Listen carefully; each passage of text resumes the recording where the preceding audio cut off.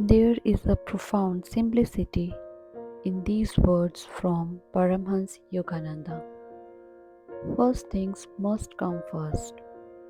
When you awaken in the morning, meditate.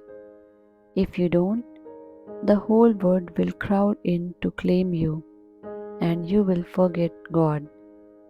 At night, meditate before sleep claims you. I am so strongly established in the habit of meditation that even after I lie down to sleep at night, I find I am meditating. I can't sleep in the ordinary way. The habit of being with God comes first.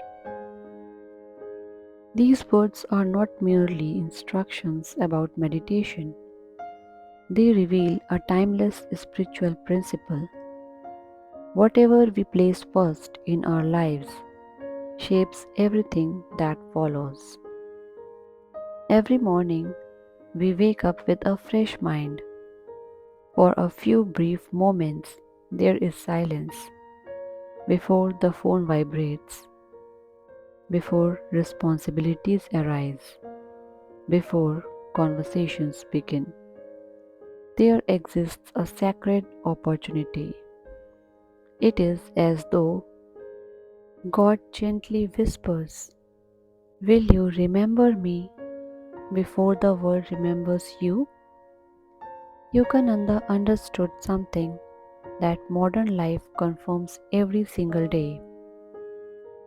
The moment we awake, countless voices begin competing for our attention.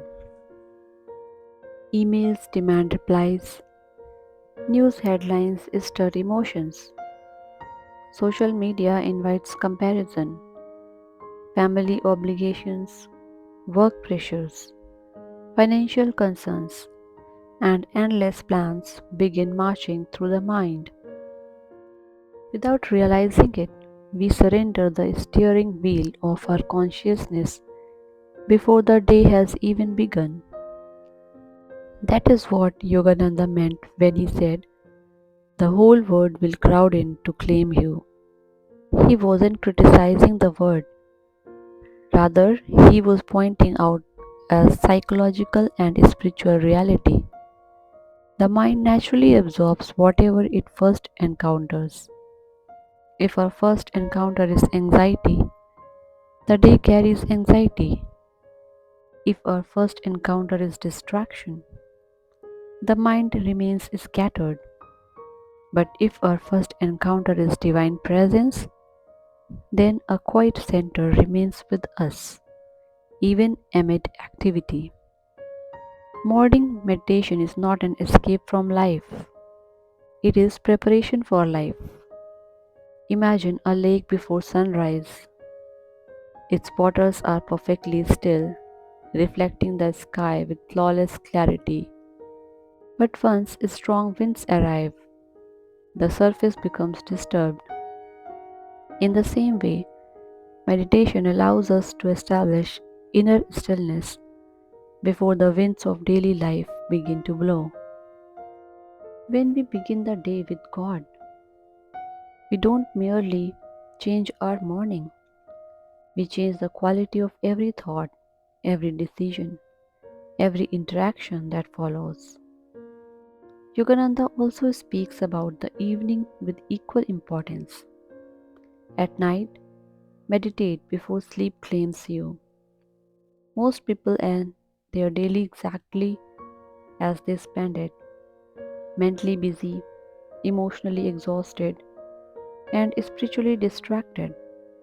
We fall asleep while replaying conversations, worrying about tomorrow, or scrolling endlessly until fatigue overcomes us. But Yogananda invites us into a completely different ending. Instead of allowing the last impression on the mind to be fear, entertainment, or unfinished business, he encourages us to let our final thought be of God. Why is this so important? Because sleep is not merely physical rest. The final state of consciousness before sleep often influences the subconscious throughout the night. When we enter sleep with prayer, gratitude, or meditation, the heart continues resting in divine peace.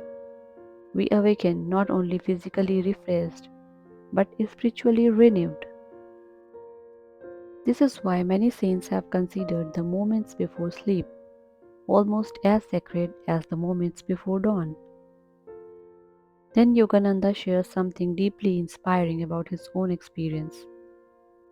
I am so strongly established in the habit of meditation that even after I lie down to sleep at night, I find I am meditating.